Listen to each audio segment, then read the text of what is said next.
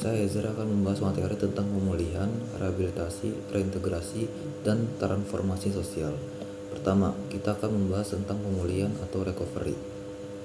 Pemulihan pasca konflik adalah serangkaian kegiatan untuk mengembalikan keadaan dan memperbaiki hubungan yang tidak harmonis dalam masyarakat akibat konflik melalui kegiatan rekonsiliasi, rehabilitasi, dan rekonstruksi.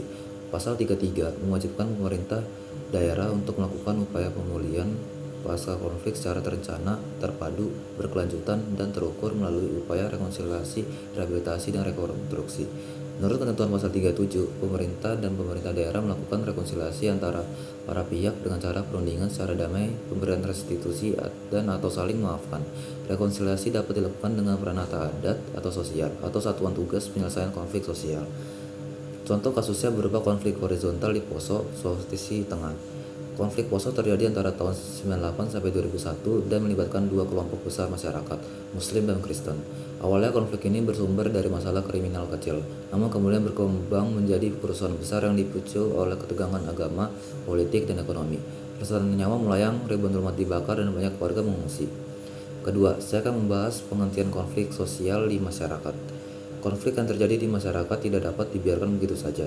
Selain ada pemulihan pasca konflik yang terjadi di masyarakat, penanganan konflik sosial dapat dilakukan secara efektif dengan mengidentifikasi dan mempelajari lebih seksama berbagai kepentingan spesifik yang merupakan konsekuensi dari perbedaan-perbedaan hakiki dan alami dari setiap individu atau kelompok yang membangun kesatuan sosial tersebut. Penanganan konflik secara efektif juga dapat dilakukan dengan mengidentifikasi secara cepat dan akurat mengenai dimensi konflik yang terjadi.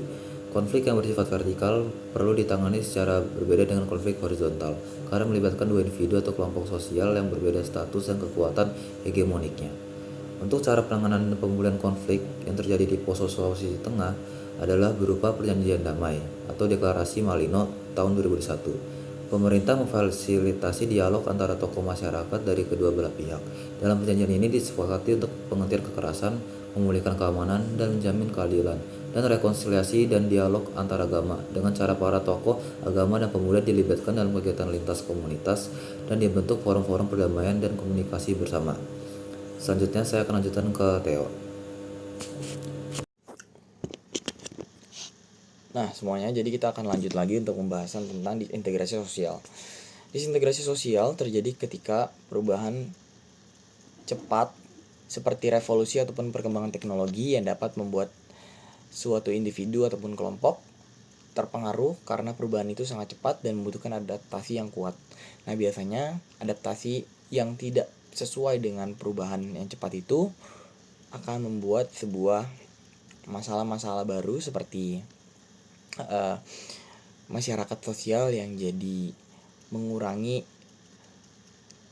pedoman-pedoman nilai tentang norma. Contohnya itu kayak pelanggaran lalu lintas ataupun konflik-konflik yang tak terselesaikan.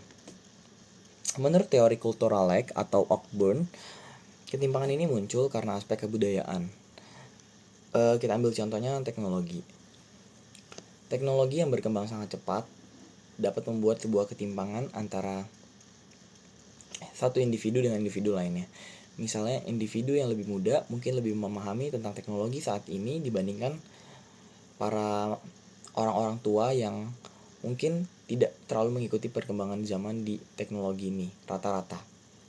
Nah, ini justru akan membuat sebuah disintegrasi sosial yang tinggi antara orang tua dan juga orang-orang muda. Ini membuat proses interaksi akan menjadi sedikit berbeda karena disintegrasi sosial tersebut. Nah, solusi dari desintegrasi ini adalah reintegrasi. Nah, reintegrasi ini adalah untuk menyatukan kembali masyarakat melalui mediasi konflik-konflik yang ada, pembentukan norma dan juga pembentukan norma baru seperti penegakan aturan digital ataupun sosialisasi kepada masyarakat luas. Serta peningkatan toleransi dan kepercayaan juga dapat membantu untuk memulihkan kembali integrasi sosial yang sempat rusak. Jadi, reintegrasi ini berguna untuk membuat disintegrasi tersebut menjadi lebih baik lagi. Contohnya tadi kita ambil teknologi, maka di reintegrasi ini teknologi yang tadinya orang tua itu sulit untuk memahami jadi lebih memahami ketika kita sebagai pihak mediasi, misalnya kita memberikan arahan serta edukasi kepada orang tua bagaimana cara menggunakan teknologi dengan baik. Begitu. Nah, tapi proses dari disintegrasi ke reintegrasi juga membutuhkan sebuah waktu yang cukup panjang serta membutuhkan sebuah pemahaman yang lebih dalam lagi. Seperti dijelaskan oleh Sukanto, dan contoh kasusnya aja adalah Thomas Zanani HK tentang transformasi masyarakat tradisional ke masyarakat modern. Itu membuat integrasi sosial menjadi chaos dan juga kurang seimbang. Nah, integrasi sosial itu adalah kunci mencegah chaosnya dengan menjaga keseimbangan antara perubahan dan juga nilai-nilai kearifan lokal. Nah, untuk pertanyaan 5.6, saya akan menjawab di sini, kegiatan organisasi apa yang Anda ikuti di sekolah. Kegiatan organisasi yang saya ikuti di sekolah adalah kegiatan OSIS. Saya menjabat sebagai wakil ketua OSIS di salah satu sekolah Kristen di Cikarang. Saya juga mendapatkan banyak banget pelajaran dari organisasi-organisasi tersebut, khususnya OSIS. Masih saat ini saya juga mendapatkan pelajaran bagaimana cara saya untuk mengontrol berbagai bagian-bagian di dalam organisasi saya. Saya juga mempelajari bahwa cara interaksi ke orang itu bagaimana, bagaimana setiap orang itu berbeda cara berinteraksinya, karena setiap orang juga memiliki gaya bahasa serta gaya pemahaman yang berbeda-beda. Jadi saya belajar untuk menyesuaikan setiap perkataan kepada setiap anggota organisasi saya.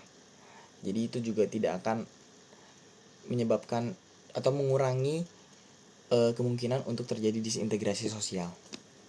Baik, terima kasih dari saya dan juga Ezra. Semoga informasi tentang disintegrasi, integrasi sosial, serta materi-materi yang disampaikan jelas dan dapat dimengerti oleh halayak sekalian. Terima kasih.